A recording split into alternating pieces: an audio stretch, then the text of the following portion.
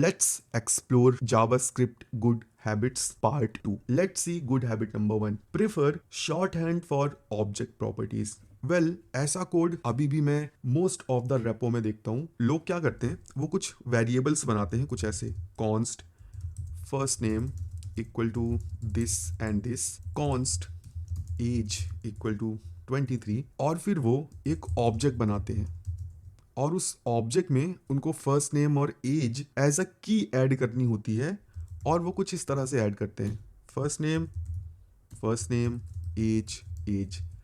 Well ये हम ES6 से पहले करते थे, अभी हम शॉर्ट हैंड यूज कर सकते हैं. अगर तुम्हारी की और वेरिएबल का नाम सेम है, you don't have to write it twice. I can completely get rid of the second time जो मैं वेरिएबल लिख रहा हूं.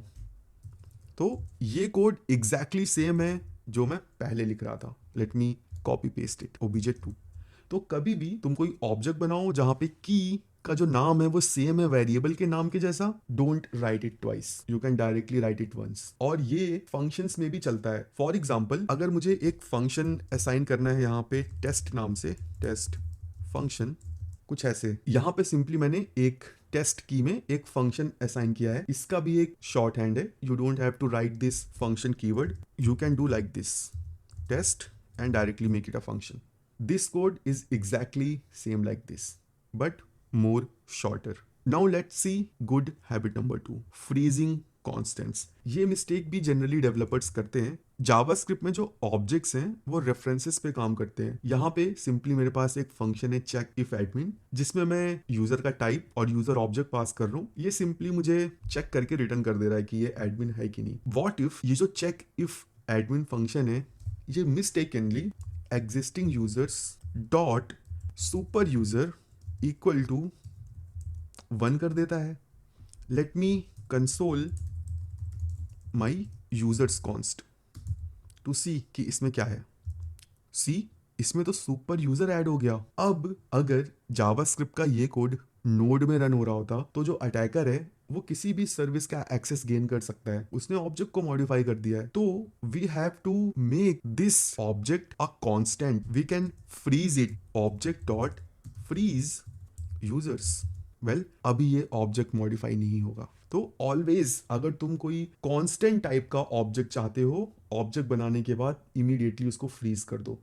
अब इस फ्रीज का एक एज केस है, ये बस सिंगल नेस्टेड लेवल ऑब्जेक्ट को फ्रीज करता है. अगर ये नेस्टेड ऑब्जेक्ट होता तो जो नेस्टेड वैल्यूज हैं वो फ्रीज नहीं होती. तो अगर तुम्हारे पास नेस्टेड ऑब्जेक्ट है, आइदर यूज अ लाइब्रेरी और right your own custom function. इनको तुम बेस्ट प्रैक्टिसेस की तरह अपने कोड बेस में इंट्रोड्यूस कर सकते हो. Now let's see good habit number 3, dynamic imports.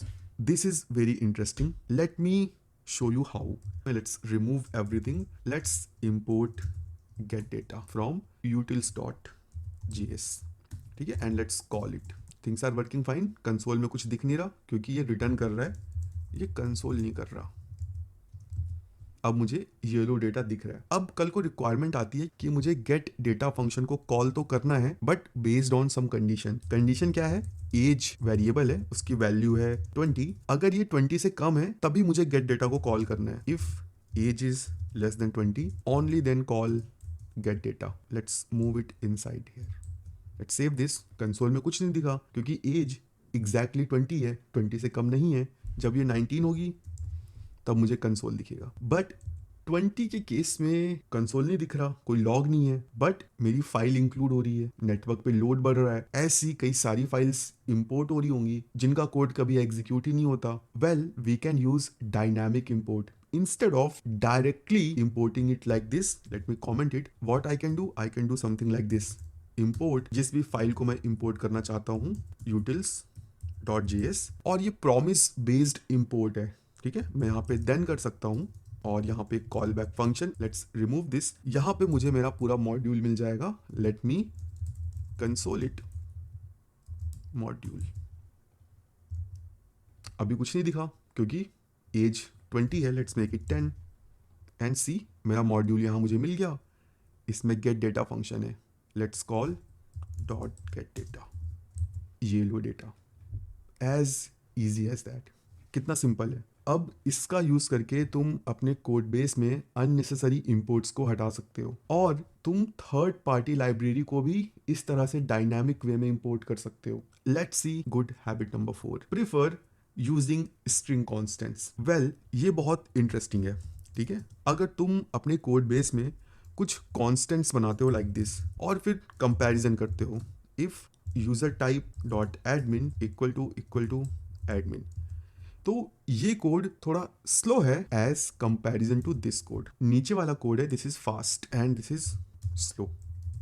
अब अगेन, अगर तुम्हारे पास बहुत ज़्यादा कंपैरिजन्स हैं तभी ये जो डिफरेंस है ये तुम्हें दिखेगा। अब मैं तुम्हें बता देता हूँ कि क्यों फास्ट और क्यों स्लो। तो देखो, पहले केस में मैं स्ट्रिंग कंपैरिजन कर रहा हूँ। String comparison character by character होता है। ए होगा compare, then D, then M, then I, then N. इसकी जो कॉम्प्लेक्सिटी होगी वो ओ एन होगी। जितनी बड़ी स्ट्रिंग उतने ही टाइम तक तुम्हारा लूप चलेगा, तुम्हें हर कैरेक्टर को कंपेयर करना पड़ेगा। बट नंबर के केस में it's O one, direct value compare होगी। So if you are creating constants, make sure to have a numerical value instead of a string value. Now let's see our last good habit, avoid shape transition in objects. Objects के ऊपर मैंने एक dedicated video बनाया है जहां पे मैंने shape transition को बहुत ही डिटेल में समझाया है। मैं शॉर्ट वे में तुमको समझा देता हूँ। देखो, कई बार हम ऑब्जेक्ट बनाते हैं और कुछ इस तरह से बनाते हैं, const obj equal to a empty object, then we do things like this,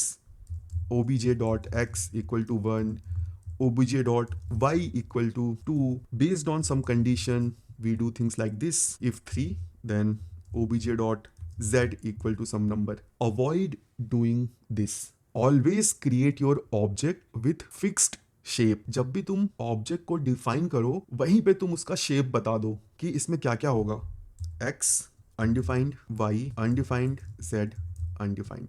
इससे ये होगा कि JavaScript engine behind the scene बस एक ऑब्जेक्ट का शेप बनाएंगे। अब बिहाइंड द सीन जो जावास्क्रिप्ट इंजन्स होते हैं वो चीजों को रीयूज करते हैं। अब जब तुम एक ऑब्जेक्ट बनाते हो तो उस ऑब्जेक्ट के अंदर जो की होती है उस की बहुत सारी इंफॉर्मेशन होती है, लाइक वो राइटेबल है या नहीं, इन्यूमरेबल है कि नहीं, कॉन्फ़िगरेबल है कि नहीं। ये सारी इंफॉर्मेशन जावास्क्रिप्ट को सेव करनी होती है। जावास्क्रिप्ट इंजन्स जितनी बार तुम ऑब्जेक्ट का शेप चेंज करते हो उतनी बार वो नया शेप बनाते हैं। So for example let me undo this code. हम अपने प्रीवियस कोड में चलते हैं। ठीक है, यहाँ पे तुमने लाइन नंबर 1 में एक एम्प्टी ऑब्जेक्ट बनाया, this is shape 1। Line number 3 में तुमने इस ऑब्जेक्ट में x की ऐड कर दी, तो इंजन्स एक दूसरा शेप बनाएंगे, शेप 2, जिसमें एक ऑब्जेक्ट होगा और उसमें x की होगी, वैल्यू नहीं होगी बट x की होगी। अब वो चीजों को रीयूज क्यों नहीं करते हैं? क्योंकि सी, क्या पता कल को तुम एक दूसरा एम्प्टी ऑब्जेक्ट बनाओ तो जो शेप 1 है वो रीयूज हो जाएगा। कल को तुम एक दूसरा ऑब्जेक्ट बनाओ जिसमें बस x की है तो शेप 2 रीयूज हो जाएगा। इसीलिए जितनी बार तुम शेप चेंज करते हो उतनी बार पीछे नया शेप बनता है। अब लाइन नंबर 4 में तुमने y को ऐड किया तो शेप 3 बनेगा जिसमें एक ऑब्जेक्ट होगा और उसमें x और y की होगी। नेक्स्ट लाइन नंबर 7 में फिर से तुमने एक की ऐड की तो यहाँ पे शेप 4 बनेगा जिसमें x, y और z होगा। तो सी, तुमने 4 शेप के ऑब्जेक्ट बना दिए। इसीलिए अब से जब तुम ऑब्जेक्ट बनाओगे यू विल मेक श्योर कि तुम अपने ऑब्जेक्ट का जो शेप है वो लाइन नंबर 1 में ही डिसाइड कर दो। अगर कुछ कंडीशनली डाल रहे हो अनडिफाइंड या नल सेट कर दो। This is how shape transition work. तुमको अगर डिटेल में समझना है you can check out my video.